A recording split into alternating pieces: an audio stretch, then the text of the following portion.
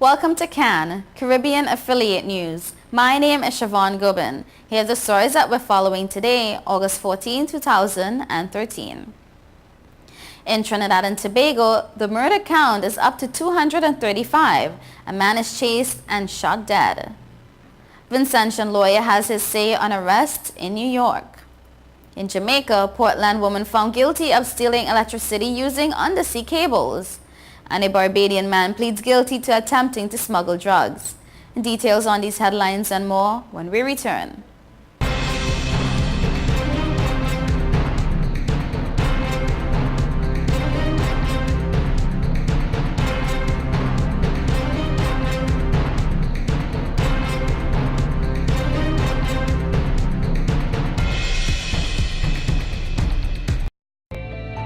5 million customers use Leica Mobile for affordable international mobile calls, connecting over 2.5 million mobile calls daily, helping our customers stay in touch with their loved ones, whether they be in Asia, Africa, Europe, or the rest of the world. Every 5 seconds, a new Leica Mobile customer joins our growing family. 5 million customers use Leica Mobile for affordable international mobile calls, connecting over 2.5 million mobile calls daily, helping our customers stay in touch with their loved ones, whether they be in Asia, Africa, Europe. Since we announced Sign and Drive with zero out-of-pocket and low monthly payments, cars been flying out of Bronx Honda at a record pace. Whoa! New Accord with zero out-of-pocket for $249 a month, or new Civics just $199 per month, or save thousands with 0% financing. You never had to leave the Bronx to get the best price on the Honda. Bronx Honda guarantees the lowest price in the Bronx. Bronx Honda, East Tremont Avenue. Visit BronxHonda.com.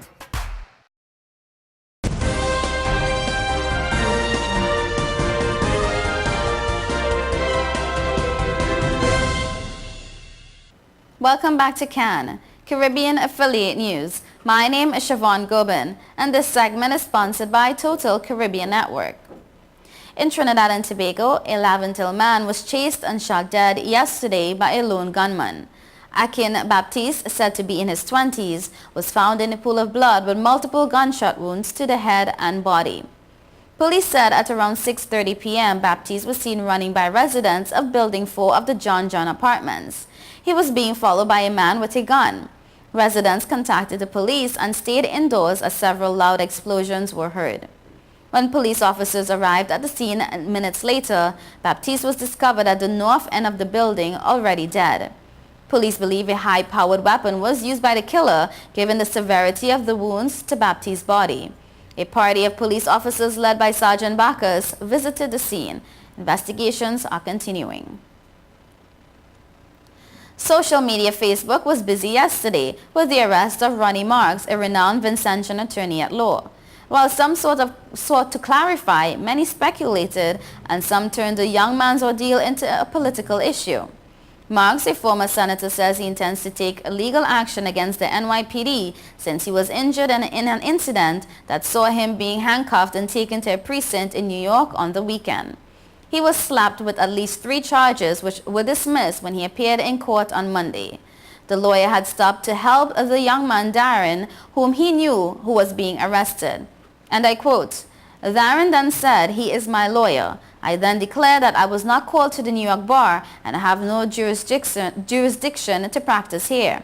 But another who is so qualified was just nearby, and I turned away from the officers and headed to the area where I last saw Colin Liverpool.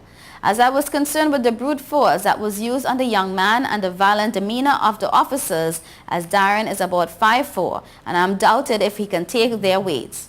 He says, "As I walked away from the officers and in full view of about 30 people, the officers kicked my legs out from under me and 3 of them jumped on me and handcuffed me.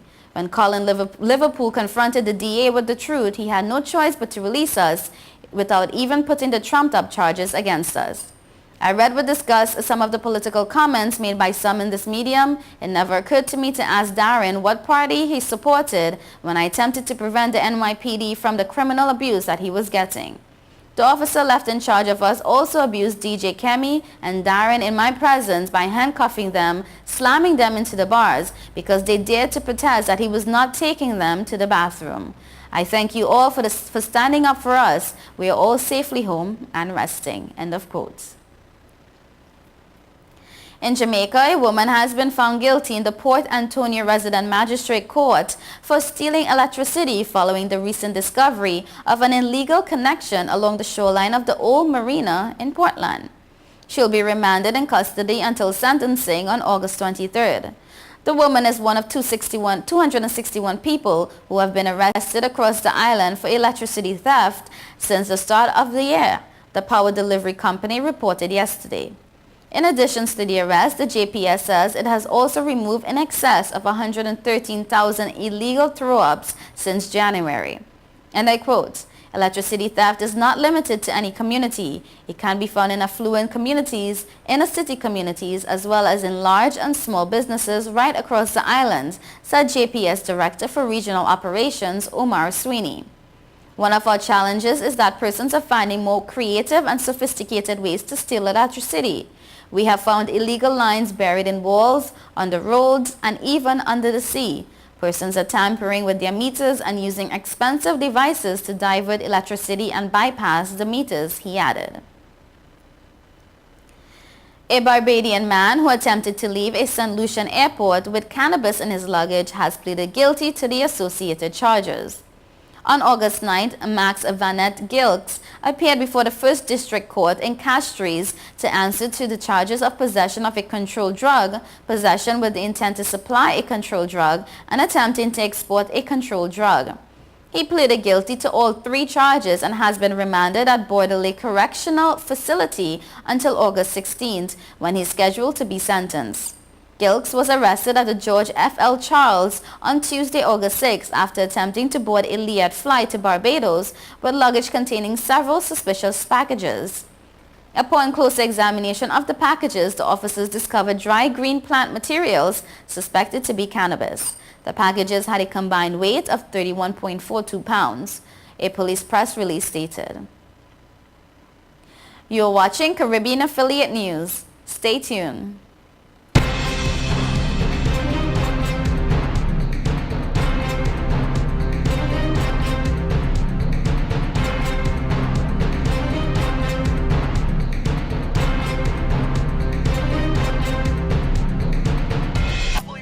Take your car out. This is awesome. It's time to grow up.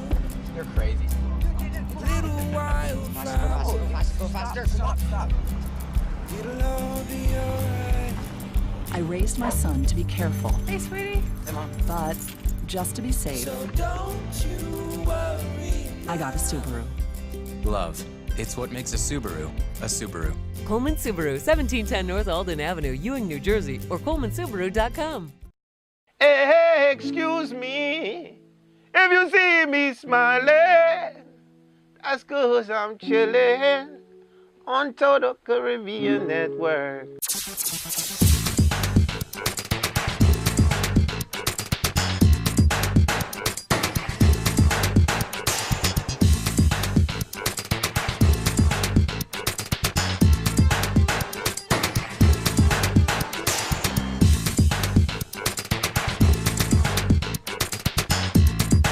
It's your boy Wyclef Jean, man, and I'm chillin', man.